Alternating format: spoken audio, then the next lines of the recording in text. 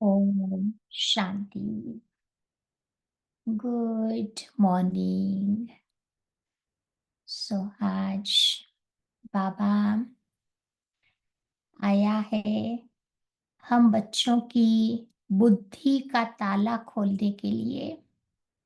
कभी कभी बाबा कहते हैं ना, द्वापर युग में आते आते माया ने हमारी बुद्धि पर गोदरेज का ताला लगा दिया।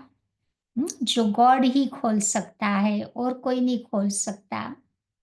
सतयुग त्रेता में हमारी बुद्धि बहुत दिव्य थी, जिस कारण जीवन हमारा सब प्रकार की प्राप्तियों से संपन्न रहा। लेकिन धीरे धीरे सृष्टि चक्र में समय बदलता गया, द्वापर आता गया, फिर माया ने अपना कार्य शुरू किया। तो जैसे माया आती है ना, तो हमारी बुद्धि का ताला बंद कर देती है। तो सोचो हमारे जीवन में ऐसी कौन कौन सी चीजें हैं जो हमारे बुद्धि के ताले को बंद कर देती है। तो सबसे पहली बात कहेंगे कि सतयुग त्रेता में हम निर्विकारी थे। कोई विकार हमारे मन के अंदर प्रवेश होने की उनकी ताकत ही नहीं थी, वो थे ही नहीं। परंतु द्वापर आते आते सबसे पहले इन 5 विकारों ने हमारे अंदर प्रवेश होने की ताकत दिखाई। एक एक विकार हमारे मन में आते गए और इन्हीं विकारों के वशीभूत होकर के क्या हुआ, हमारी बुद्धि का जो ताला था वो धीरे धीरे बंद होना शुरू हो गया। फिर कलयुग आते आते तो एकदम लॉक ही लग गया समझो। वो लॉक कोई ने नहीं खोला। तो एक तो हमारी बुद्धि के ताले को बंद करने वाली चीज है हमारे विकार, हमारी कमियां, कमजोरियां, अवगुण, नेगेटिविटी, कोई भी बात कहो। जब ये हमारे जीवन में आती है तो ताला बंद हो जाता।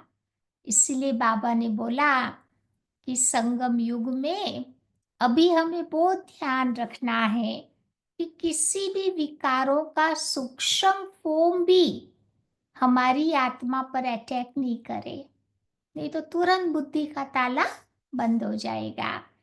फिर क्या होता है कि जब ताला बंद हो जाता तो बुद्धि को पता नहीं चलता कि हम राइट काम कर रहे हैं या रॉन्ग कर रहे हैं।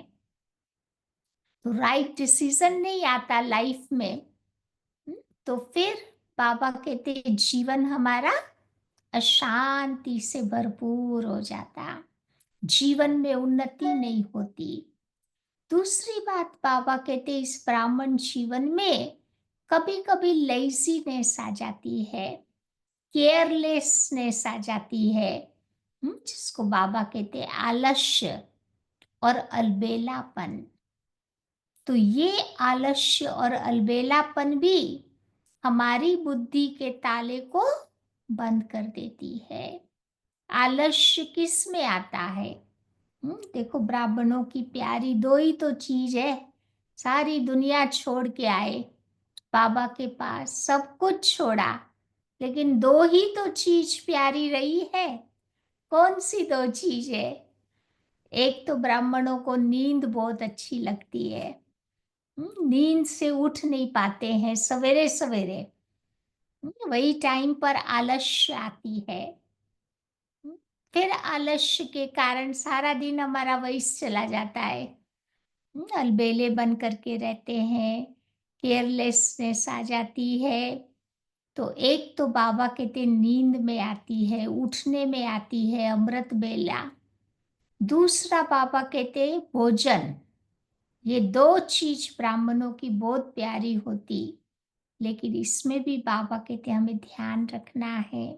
रात को बड़ा भारी भोजन न करे, भोजन हमारा शुद्ध सात्विक हो तो हमारी मन की स्थिति ठीक रहेगी।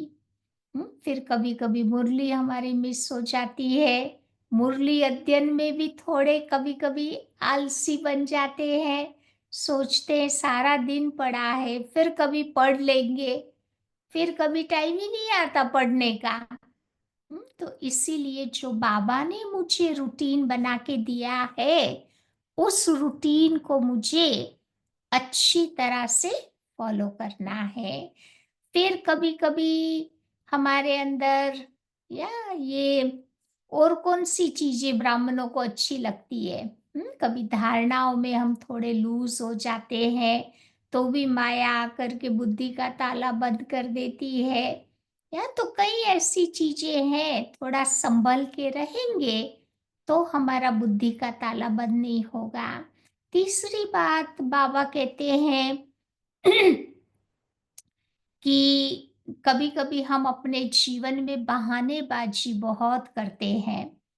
जितने बहाने ब्राह्मणों के पास होते हैं, उतने दुनिया में कोई व्यक्ति के पास नहीं होगा।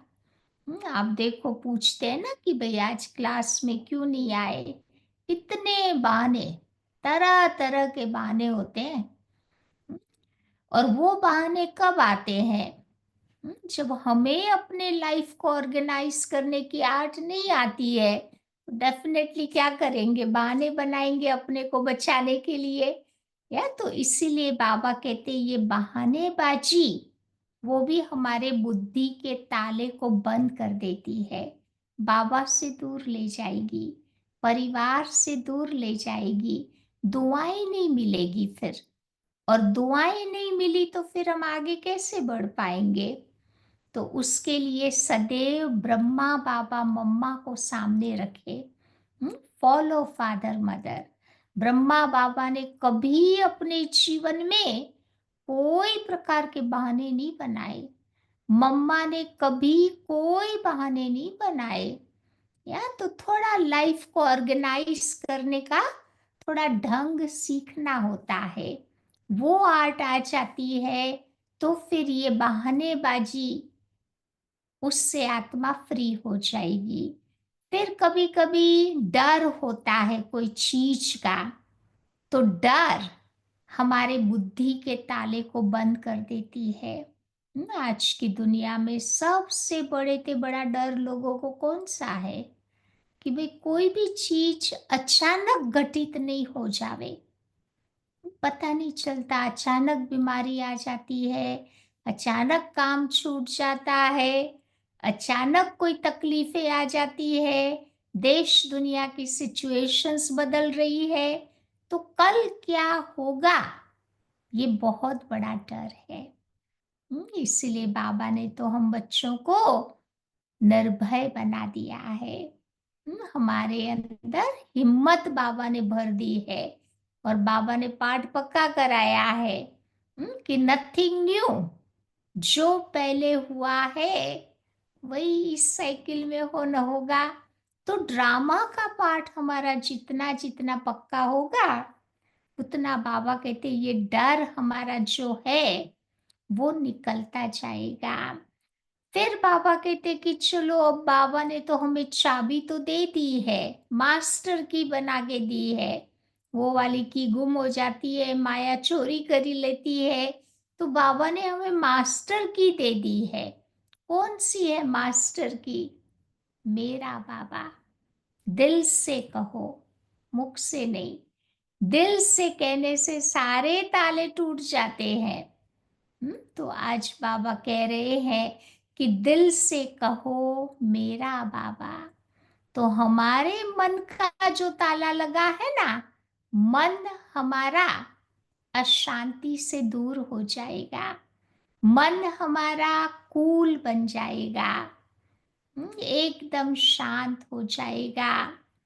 तो ये मन के दरवाजे पर जो ताला लगा है, सबसे पहले उसे मुझे खोलना है, बाबा के प्रति अपना विश्वास और प्यार को इंक्रीज करके। तो मन मेरा दुश्मन नहीं, मन मेरा सहयोगी बन जाएगा। फिर बाबा कहते मेरा बाबा, ये मास्टर की लगाने से सारे खजाने खुल जाएंगे। कहानी सुनते हैं ना वो अली बाबा 40 चोर, सिम सिम करने से सारे खजाने खुल जाते थे। या तो हमारा अली बाबा है शिव बाबा, हम है 40 चोर। कौन से खजानों की चोरी करते हैं? मेरा बाबा कहने से जो बाबा के अविनाशी खजाने हैं उसकी चोरी हम कर रहे हैं। फिर मेरा बाबा ये चाबी लगाने से हमारे दिव्य संस्कार बन जाएंगे, आसुरी संस्कार खत्म हो जाएंगे। हम्म, और फिर बाबा कहते तुम मनुष्य से देवता, ऊंच पद की प्राप्ति हो जाएगी। फिर बाबा कहते हैं बुद्धि पर जो ताला लगा है वो ताला भी खुल जाएगा। बुद्धि हमारी दिव्य बन जाएगी, शुद्ध बन जाएगी, और वो बुद्धि हमारे जीवन में राइट डिसीजन बनाएगी। तो हमारा समय, शक्ति, सबका बचाव हो जाएगा। फिर मेरा बाबा की चाबी लगाने से बाबा कहते हमारा पुरुषार्थ तीव्र हो जाएगा, क्योंकि समय कम है, मंजिल लंबी है। तो फिर क्या करना पड़ेगा? तीव्र पुरुषार्थ के लिए जल्दी जल्दी कुछ करना पड़ेगा। तो वो काम ये मेरा बाबा की चाबी करवाएगी। फिर मेरा बाबा कहने से बाबा कहते हैं हमारे जीवन में स्व परिवर्तन और विश्व का परिवर्तन हम कर पाएंगे। मेरा बाबा ये चाबी लगाने से हमारे जीवन में जो भी दिव्य गुणों की धारणा होती जाएगी, ये भी लॉक अनलॉक हो जाएगा।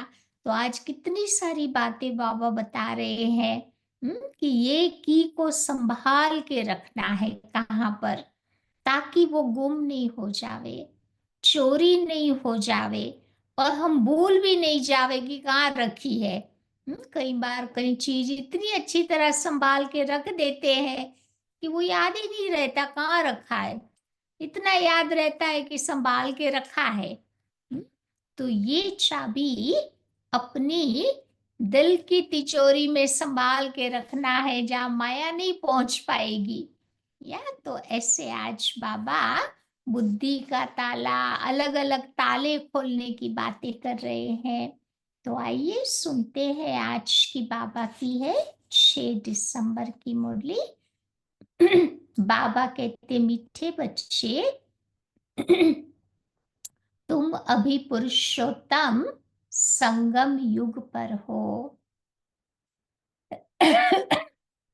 तुम्हें यहाँ रहते नई दुनिया को याद करना है और आत्मा को पावन बनाना है। आज का प्रश्न है, बाबा ने तुम्हें ऐसी कौन सी समझ दी है जिससे तुम्हारी बुद्धि का ताला खुल गया? बाबा ने तुम्हें ऐसी कौन सी समझ दी जिससे बुद्धि का ताला खुल गया? तो बाबा ने कौन सी समझ दी? तो आज ड्रामा की बात भी बाबा पक्की करा रहे हैं। तो बाबा ने इस बेहद अनादि ड्रामा की ऐसी समझ बच्चों को दी है जिससे बुद्धि पर जो गोदरेज का ताला लगा हुआ था वो ताला खुल गया। यानी पत्थर बुद्धि से पारस बुद्धि, पारस माना गोल्ड, सोने जैसी बुद्धि। तो पत्थर बुद्धि से पारस बुद्धि बन गए। बाप ने समझ दी है कि इस ड्रामा में हरेक एक्टर का अपना अपना पार्ट है। जिसने कल पहले जितना पढ़ा अभी भी उतना ही पढ़ेगा। पुरुषार्थ कर वो अपना वर्षा लेंगे। हम कहे कि भाई क्यों नहीं करता, ऐसा क्यों करता, वैसा क्यों करता, लेकिन क्या करे, उस आत्मा का वही तो पार्ट नूंदा है ना ड्रामा में, वही करेगा, कुछ नया तो वो कर नहीं सकेगा। तो इसीलिए बाबा कहते जो हो रहा है कुछ भी गलत नहीं होता, राइट हो रहा है। ओम शांति। तो रूहानी बच्चों प्रति रूहानी बाप बैठ समझाते हैं, जब से बाप बना है तब से ही टीचर भी है और सतगुरु के रूप में शिक्षा भी दे रहे हैं। ये तो बच्चे समझते ही है, जबकि वो बाप टीचर गुरु है, तो छोटा बच्चा तो नहीं है। वो तो ऊंच ते ऊंच, बड़े ते बड़ा बाबा है। बाबा जानते हैं कि ये सब मेरे बच्चे हैं। ड्रामा प्लान अनुसार पुकारा भी है। बाबा को क्या बोला कि बाबा आकर के हमको पावन दुनिया में ले चलो, परंतु समझते कुछ भी नहीं। अभी तुम समझते हो पावन दुनिया सतयुग को कहा जाता और पतित दुनिया कलयुग को कहा जाता। कहते भी है कि आकर के हमको रावण की जेल से लिबरेट कर, दुखों से छुड़ाकर अपने शांति धाम सुख धाम ले चलो। तो नाम तो देखो बच्चे, दोनों ही अच्छे हैं। कौन से नाम? शांति धाम, सुख धाम। मुक्ति, जीवन मुक्ति व शांति धाम, सुख धाम। सिवाय तुम बच्चों के और कोई की बुद्धि में ये बात नहीं है। कौन सी बात? कि शांति धाम कहाँ पर है, सुख धाम कहाँ होता। बिल्कुल बेसमझ है।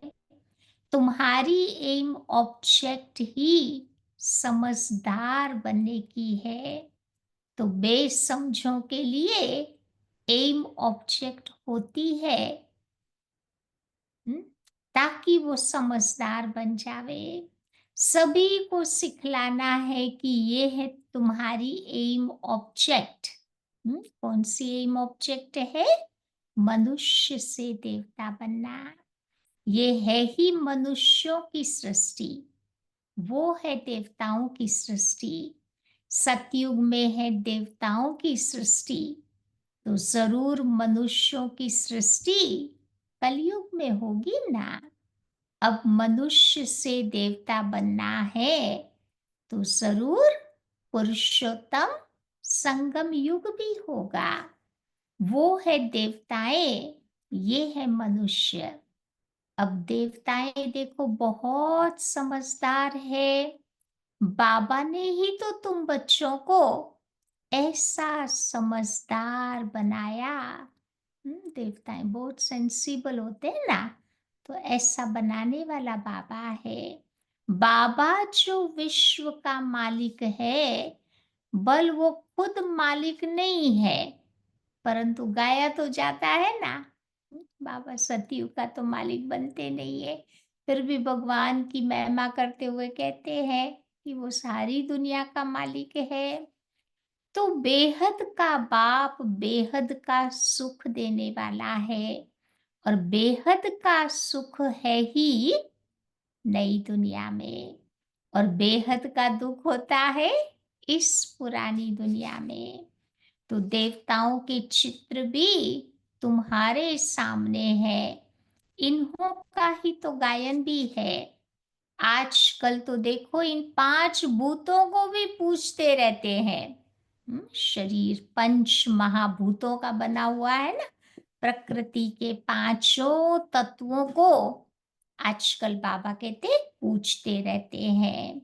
अभी बाबा तुमको समझाते हैं कि तुम बच्चे हो संगम पर, तुम्हारे में भी नंबरवार पुरुषार्थ अनुसार जानते हैं। क्या जानते हैं?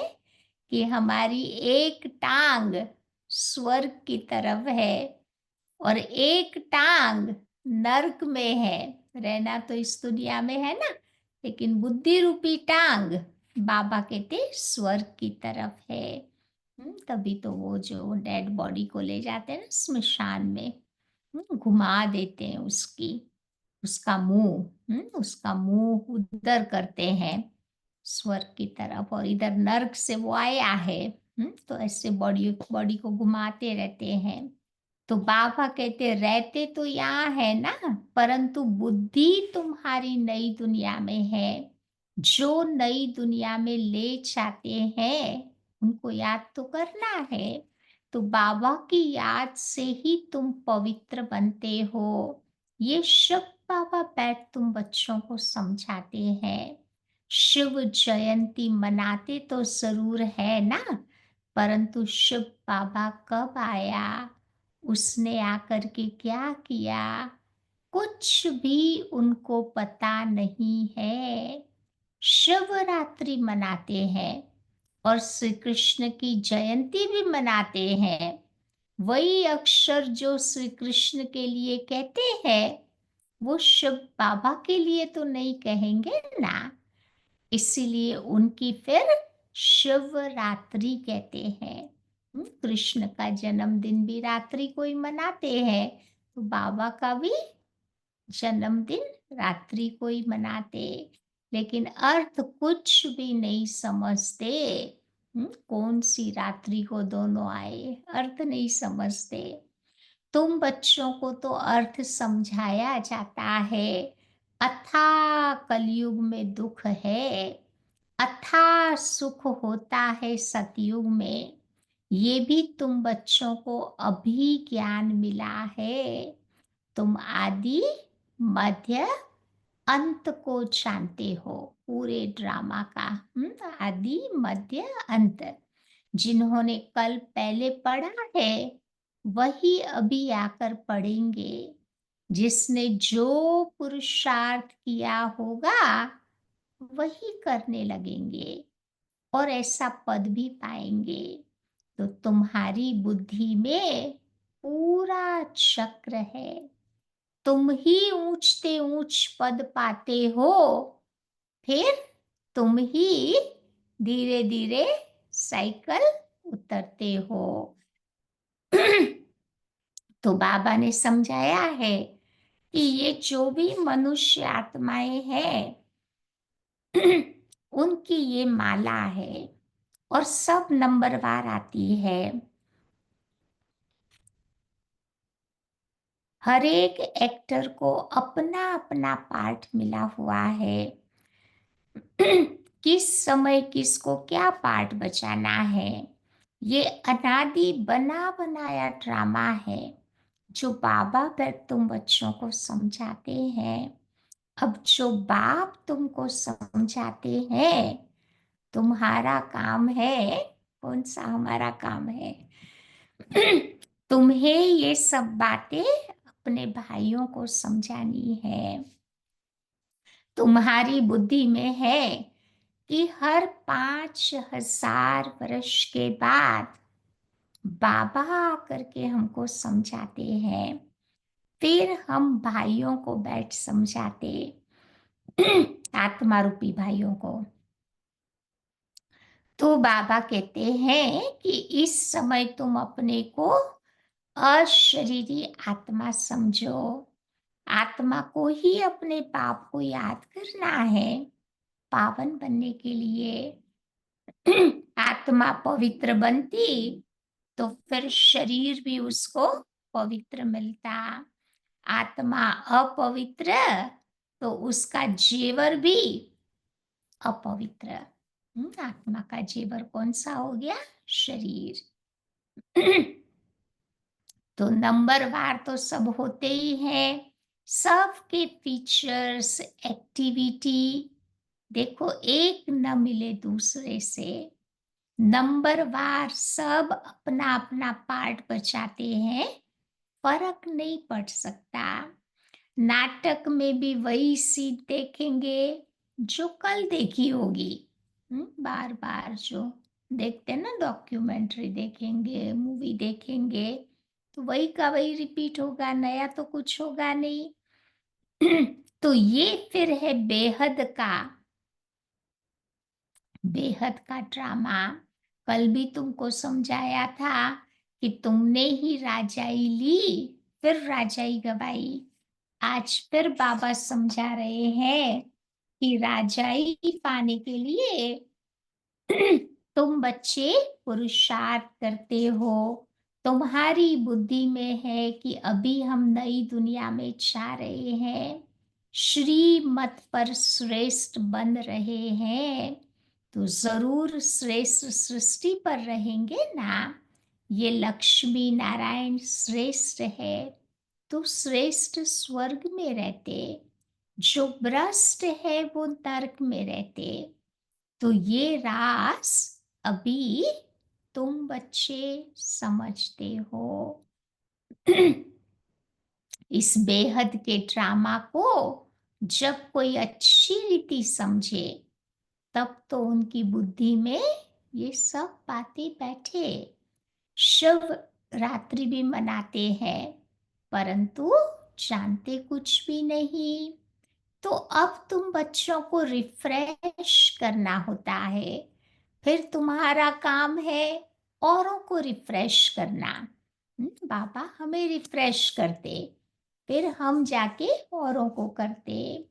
तो अभी तुमको ज्ञान मिल रहा है, फिर सदगति पालेंगे। तो बाबा कहते हैं, मैं तो स्वर्ग में आता नहीं हूँ, मेरा पाठ ही है पतित दुनिया को बदलकर पावन दुनिया बनाना। वहां तुम्हारे पास कारून का खजाना होता, बहुत बड़ा, सब कुछ मतलब वहां पर प्राप्त है। यहाँ तो कंगाल है, इसीलिए बाबा को बुलाते हैं कि आकर हमें बेहद का वर्षा दो। तो कल्प कल्प बेहद का वर्षा मिलता, फिर धीरे धीरे कंगाल हो जाते। तो चित्रों पर भी समझाना है, तब तो समझ सकेंगे। तो पहले नंबर में है लक्ष्मी नारायण, फिर 84 जन्म लेते लेते वो मनुष्य बन गए। तो ये ज्ञान अभी तुम बच्चों को मिलता है। तुम जानते हो, आज से 5000 वर्ष पहले आदि सनातन देवी देवता धर्म था, जिसको कहा जाता था, भारतवासी कहते हैं वैकुंठ, क्रिश्चियन लोग कहते हैं पैराडाइज। वो डाइटी वर्ल्ड था। अभी तो नहीं कहेंगे, अभी वही वर्ल्ड बन गया है डेविल वर्ल्ड, राक्षसों की दुनिया। डेविल वर्ल्ड की एंड और डेटी वर्ल्ड की आदि का अभी है संगम युग। तो ये सब बातें तुम बच्चे अभी समझते हो, और कोई के मुख से ये बातें सुन न सको, तो बाबा ही आकर के इनका मुख लेते हैं। मुख किसका लेंगे ये भी नहीं समझते। बाप की सवारी किस पर तो होगी ना, जैसे तुम्हारी आत्मा की सवारी इस शरीर पर है। तो बाबा को भी आना होगा, तो डेफिनेटली शरीर का आधार लेना पड़ेगा। अब शिव बाबा को अपनी सवारी तो है नहीं, बाबा को अपना शरीर तो है नहीं, न आकारी है न साकारी है। तो उनको भी ज्ञान सुनाने के लिए मुख जरूर चाहिए, नहीं तो बच्चों को राजयोग कैसे सिखाएं। प्रेरणा से तो कुछ सीखेंगे नहीं। प्रेरणा से ऊपर बैठे बैठे बाबा प्रेरणा करेगा तो क्या सीख पाएंगे। बाबा कुछ कहे और हम कुछ उल्टा ही समझे, तो पॉसिबल नहीं है। तो बाबा कहते ये सब बातें दिल में नोट करनी है। परमात्मा की बुद्धि में तो सारी नॉलेज है ना, तुम्हारी भी बुद्धि में ये ज्ञान बैठना चाहिए। ये नॉलेज बुद्धि से धारण करनी है। कहा भी जाता है ना कि तुम्हारी बुद्धि तो ठीक है ना, कोई रॉन्ग रॉन्ग डिसीजन लाइफ में बनाता है ना, तो उसके ऊपर तरस आता है। फिर लोग कहते हैं कि भाई तुम्हारी बुद्धि तो ठीक है ना। तो कल बाबा कहते तुम ड्रामा को नहीं जानते थे, बुद्धि को एकदम गोदरेज का ताला लगा था। बाबा के पास आने के पहले हमें कुछ भी तो नहीं पता था ना। अभी बाबा ने हमारी बुद्धि का ताला खोल दिया, कितनी बातों का ज्ञान हो गया। देखो कोई ऐसा प्रश्न नहीं है जिसका जवाब ब्राह्मणों को न आता हो। हम्म, कितना ज्ञान बाबा ने दिया। तो बाबा कहते बुद्धि को गोदरेज का ताला लगा हुआ था। तो गॉड अक्षर उसमें भी तो आता है ना, गोदरेज में गॉड आता है ना। तो बाबा तुम बच्चों को जो बुद्धि देते हैं वो बदल कर फिर पत्थर बुद्धि हो जाती, कलयुग में आते आते हमारी पत्थर बुद्धि हो जाती। तो फिर बाबा को आना पड़ता है बुद्धि का ताला खोलने के लिए। सतयुग में तो तुम्हारी होती ही है पारस बुद्धि। तो बाबा आकर के सबका कल्याण करते हैं, नंबर वार सबकी बुद्धि खुलती रहती है। फिर एक दो के पीछे आते रहेंगे, ऊपर में तो कोई रह ना सके। कलयुग अंत तक सब एक्टर्स को ड्रामा की स्टेज पर आना ही है, ऊपर कोई रह नहीं सकता, मुक्ति कोई को नहीं मिल सकती। तो बाबा पावन बनाकर बच्चों को पावन दुनिया में ले जाते, वहां पर सब आत्माएं देखो पावन रहती है। वो है निराकारी सृष्टि। तो तुम बच्चों को अब मालूम पड़ा है, इसीलिए अपना घर भी जैसे कि तुमको तो बहुत नजदीक दिखाई देता। कौन सा घर बाबा कह रहे हैं? परम धाम, शांति धाम हमारा घर है ना। दुनिया वालों को तो पता ही नहीं है कितना दूर, परंतु पहुंचते हैं 1 सेकंड में। तो तुम्हारा घर से बहुत प्यार है, तुम्हारे जैसा प्यार और कोई का नहीं है। तुम बच्चों में भी तो नंबरवार है ना, जिनका बाबा के साथ लव है उनका घर के साथ भी प्यार है। तो जो मुरब्बी बच्चे होते हैं ना, मुरब्बी माना बहुत नजदीक के बच्चे स्पेशल, तुम समझते हो यहाँ जो अच्छी रीति पुरुषार्थ करता वो बाबा का मुरब्बी बच्चा बनेगा, वही ऊंच पद पाएंगे। छोटे अथवा बड़े शरीर के ऊपर नहीं है, ज्ञान और योग में जो मस्त रहते हैं वो बाबा के बड़े बच्चे हैं। जो अभी अभी आए हैं सुन रहे हैं ज्ञान, तो ज्ञान की उम्र तो छोटी हो गई ना। तो बाबा शरीर की उम्र नहीं देखते हैं, ज्ञान की उम्र देखते हैं। तो कई छोटे छोटे बच्चे भी हैं, कोई कोई देखो ज्ञान योग में तीखे भी चले जाते हैं, छोटे भी बड़ों को पढ़ाते हैं। नहीं तो कायदा है बड़े छोटे को पढ़ावे। कई सेंटर पर देखते हैं छोटी छोटी कुमारियां बैठ करके ज्ञान सुनाती है, क्लासेस कराती है। आजकल तो बाबा कहते हैं कि देखो मिड गेट भी हो जाते हैं, नहीं वो बौने होते हैं ना, देखने में बहुत छोटे दिखते हैं लेकिन बड़े तेज होते हैं। तो आत्माएं भी मिड गेट के बरोबर है, आत्मा बिंदी है, उसका तुम क्या वजन करेंगे? वजन ही नहीं हो पाएगा। आत्मा तो सितारा है ना। मनुष्य लोग सितारा नाम सुन करके वो ऊपर देखेंगे, धरती के सितारे हम हैं, वो आसमान के सितारों को देखेंगे। तुम सितारों का नाम सुनकर अपने को देखते हो, तुम हो धरती के चैतन्य सितारे। और वो है आसमान के जड़ सितारे। तुम चैतन्य हो, उनमें तो कुछ फेर बदल नहीं होता, लेकिन तुम धरती के सितारे 84 जन्म लेते। कितना बड़ा पार्ट तुम बच्चे बजाते हो।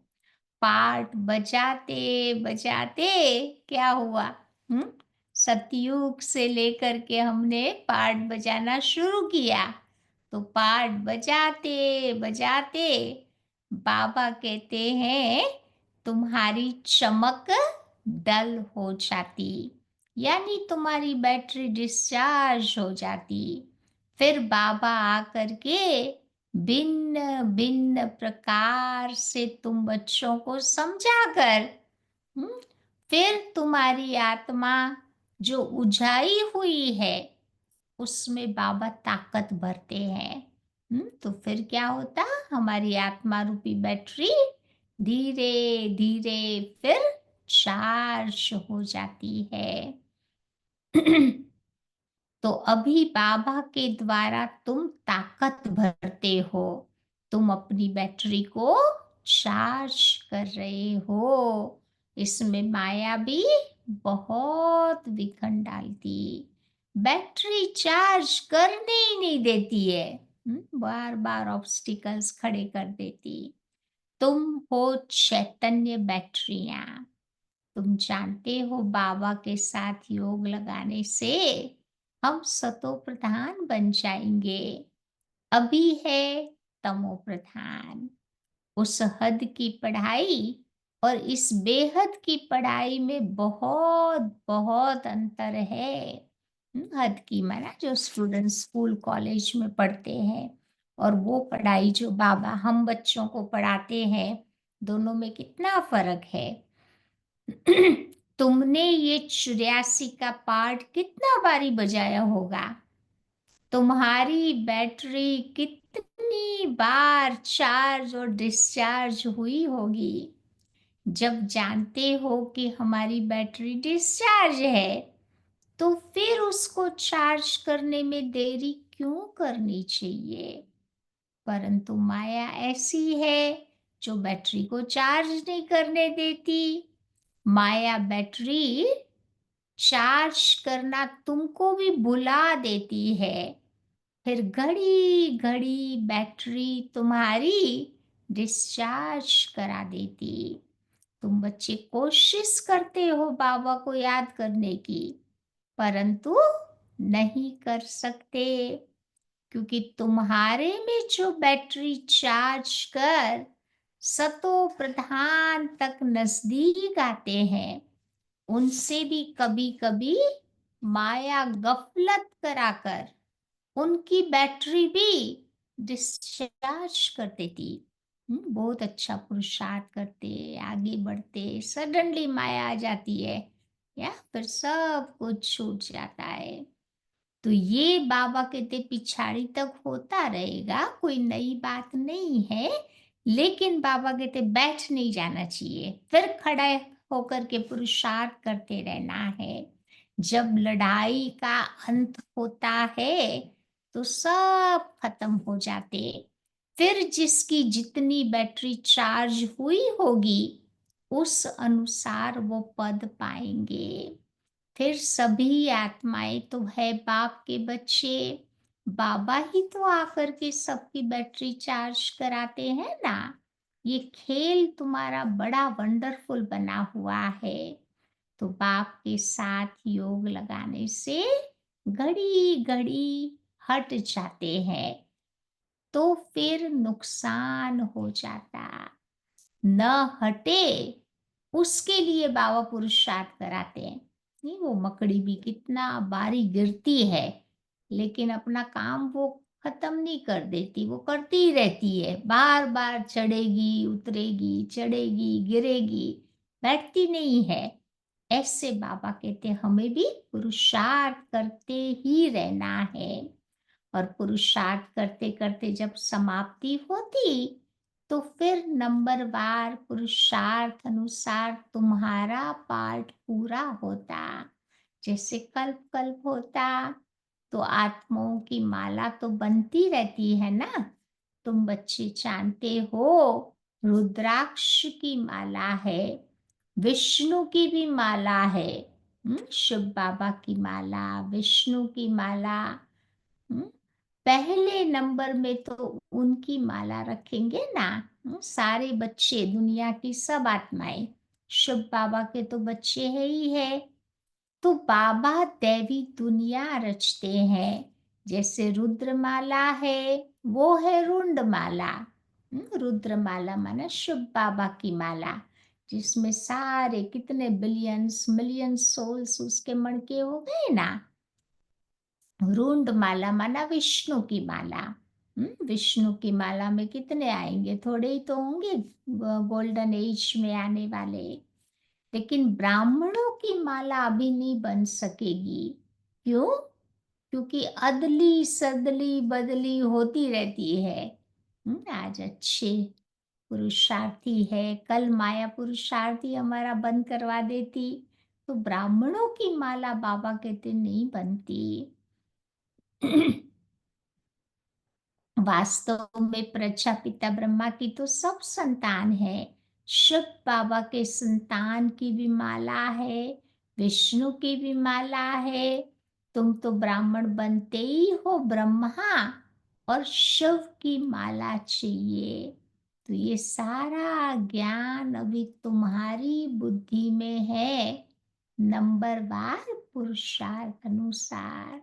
सुनते तो सभी है, परंतु कोई उस समय ही अपने कानों से ये बातें निकाल देते हैं, सुनते नहीं है। लगता है सुन रहे हैं, लेकिन अंदर में नहीं जाता, दूसरे कान से निकल भी जाता। कोई कोई तो पढ़ते ही नहीं, उनको ये भी नहीं पता कि भगवान हमें पढ़ाने के लिए आए हैं। वो पढ़ते ही नहीं है। तो ये पढ़ाई तो कितना खुशी खुशी से तुम बच्चों को पढ़नी चाहिए। बाबा कितना दूर से आता है रोज रोज पढ़ाने के लिए।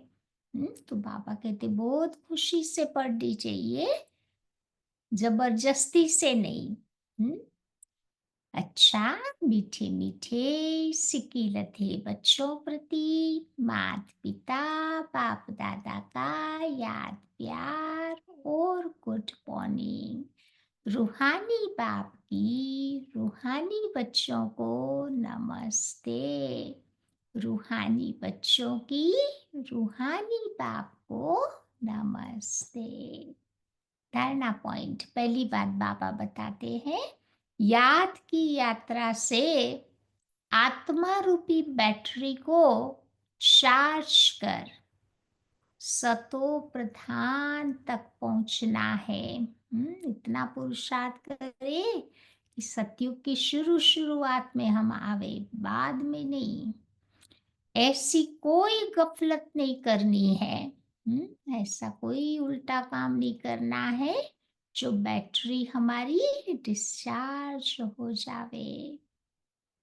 दूसरी बात, मुरब्बी बच्चा बनने के लिए बाप के साथ साथ घर से भी लव रखना है। कि अपने घर को छोड़े कितना टाइम हो गया, 5,000 वर्ष हो गए ना।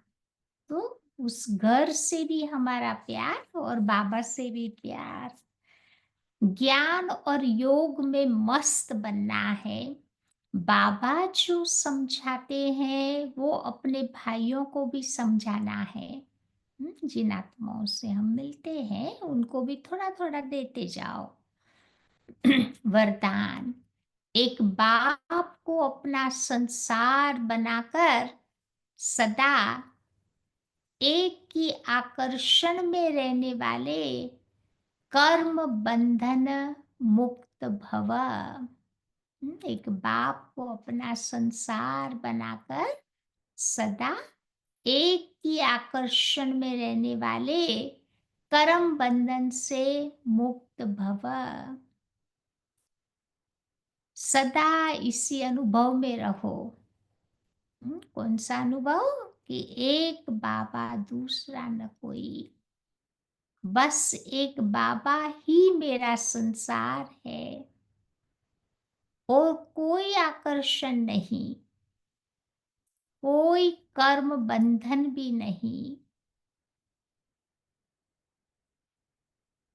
अपने किसी कमजोर संस्कार का भी बंधन न हो। जो किसी पर मेरेपन का अधिकार रखते हैं, उन्हें क्रोध या अभिमान आता है। ये भी तो कर्म बंधन हो गया ना। हम्म? फलाना मेरा है, फलानी मेरी है। थोड़ा भी अधिकार आएगा तो फिर उसके पर क्रोध आएगा, अभिमान भी आएगा, तो ये कर्म बंधन बन जाता।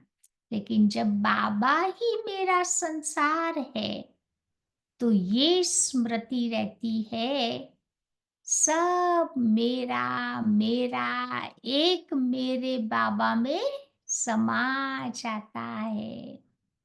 और कर्म बंधनों से सहज ही मुक्ति मिल जाती है। आज का स्लोगन है, महान आत्मा वो है जिनकी दृष्टि और वृत्ति बेहद की रहती है। हद में नहीं, बेहद में रहती है। आज की अव्यक्ति पॉइंट है, जितना अपने को सर्व प्राप्तियों से संपन्न अनुभव करेंगे, उतना संतुष्ट रहेंगे। घड़ा भी आप देखो भरा हुआ होता है ना, स्टेबल होता है। आधा होगा तो वो छलकता रहेगा और डोलता रहेगा। तो ऐसे जब सर्व प्राप्तियों से आत्मा भरपूर होगी, स्टेबल होगी जीवन में। अगर जरा भी कमी की महसूसता आई, तो जहां कमी है वहां पर असंतुष्टता है। बल अपना राज्य नहीं है, इसलिए थोड़ी मेहनत करनी पड़ती है। परंतु यहाँ प्रॉब्लम्स तो खेल हो गई। हिम्मत रखने से समय पर सहयोग मिल जाता है। इसलिए अपनी संतुष्टता के साथ साथ स्वयं की श्रेष्ठ स्थिति से सर्व आत्माओं को संतुष्टता का भी सहयोग दो। पहले खुद रहो, फिर बाबा कहते दूसरों को भी संतुष्टता का सहयोग देना है। ठीक है, तो आज क्या याद रखेंगे सारा दिन? माया हमारी बुद्धि के ताले को बंद नहीं कर देवे। अगर आवे तो अलग अलग युक्तियां यूज करना, जो डिस्कस की, तो फिर माया हमारी मास्टर की चोरी नहीं करेगी।